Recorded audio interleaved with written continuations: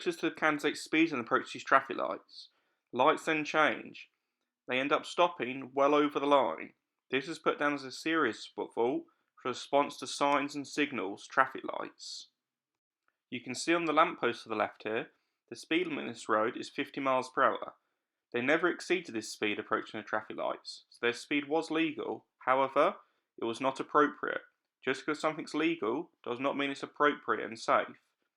We should be approaching traffic lights with caution, being ready to stop in case the lights change.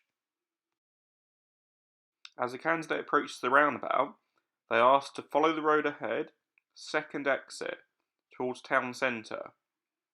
So on approach to the roundabout, they correctly position the left lane. As indicated by the road markings, the left lane is for head and turning left. As they get near the roundabout, they're looking right too quickly and rushing it, and not looking ahead to check where they need to be positioned. This results in them cutting into the middle lane. They should have kept to the left lane for going ahead, second exit. This will be given as a serious fault for response to road markings. They need to notice the road markings to realise they need to stay in the left lane. So the thing to learn from this is make sure before you enter a roundabout, make sure you know where to be positioned, especially on a 3-lane roundabout where the rules could be different. The candidate is coming down a slip road, joining onto a 3-lane dual carriageway. They're building their speed well, and they see they'll be merging with traffic soon, so they put their right signal on and start checking their mirrors. But when they check their blind spot, they turn in their seat and twist their shoulders, which results in them losing control of their steering. Make sure and watch my video, which I'll link above, to see what I mean and how we should be checking our blind spot on the move. As the candidate approaches the roundabout, they're asked to turn left, first exit.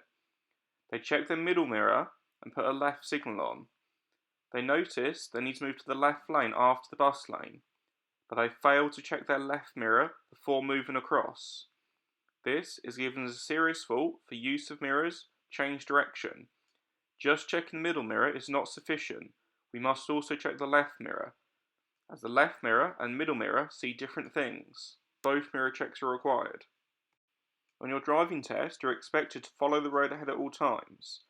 Because of this, the examiner would not tell you which way to go at this roundabout, as you should realise you're going ahead. The candidate doesn't check to the right, and the dual controls are used to stop them, as they should be checking to the right and giving way to vehicles coming from the right.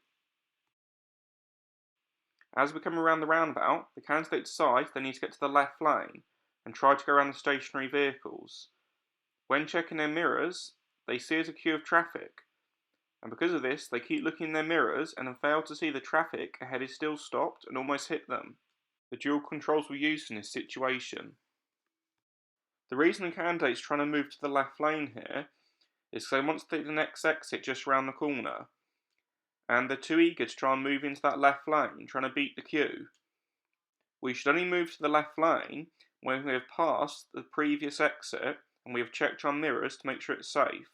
The candidate here is trying to move lanes too early, which leads to their problem. The candidate is asked to follow the road ahead towards Furnace Green at the next junction. They correctly approach from the left lane and check to their right and see it's safe to proceed. They then keep in the left lane as they enter. However, as they approach the sharp corner, they steer too early and cut across quite severely, which would block any vehicles that were next to them. This is given as a serious fault for controlled steering. As we're coming down the road, we can see the cars in the right lane are all braking and slowing, and the traffic light ahead is green. The candidate proceeds to overtake multiple cars using the left lane. Even when the traffic starts moving again, they still continue to overtake in the left lane. We must not overtake in the left lane, so this is given as a serious fault for judgment overtaking. Although it is not illegal to overtake on the left, contrary to what a lot of people will tell you, it is still extremely dangerous. As if we're overtaking on the left, the cars in the right lane quite often will cut back to the left lane, failing to check their left mirror. Like on one of the previous clips I showed you on this video, people often don't check the left mirror, so it's too dangerous to overtake on the left.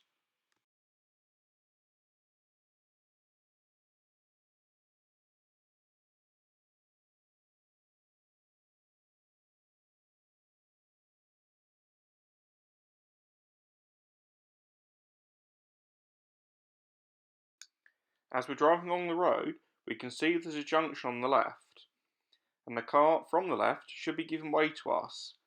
But as they approach the junction, they rush our observations and then pull out straight in front of us, causing us to brake heavily.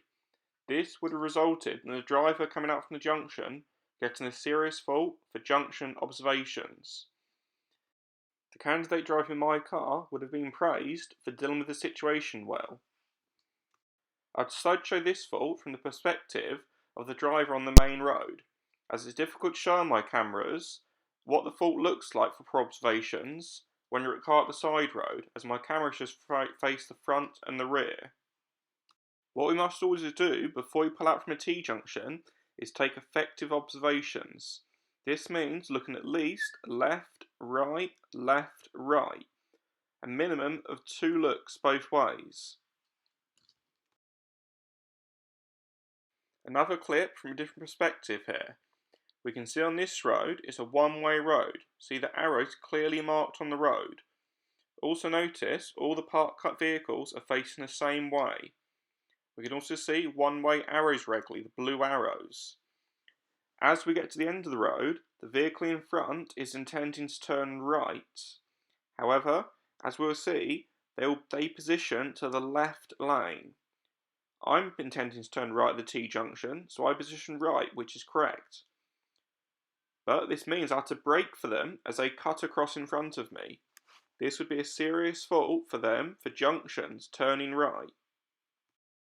Make sure you check out my video for how to turn right on a one-way road to avoid you getting this serious fault on your driving test.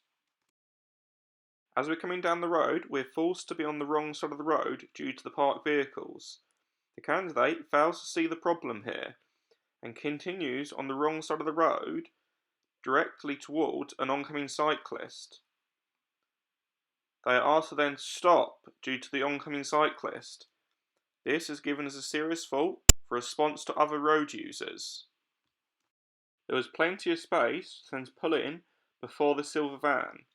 They should have in fact been positioned there and not stayed on the right side of the road for that length of time. This led to their problem.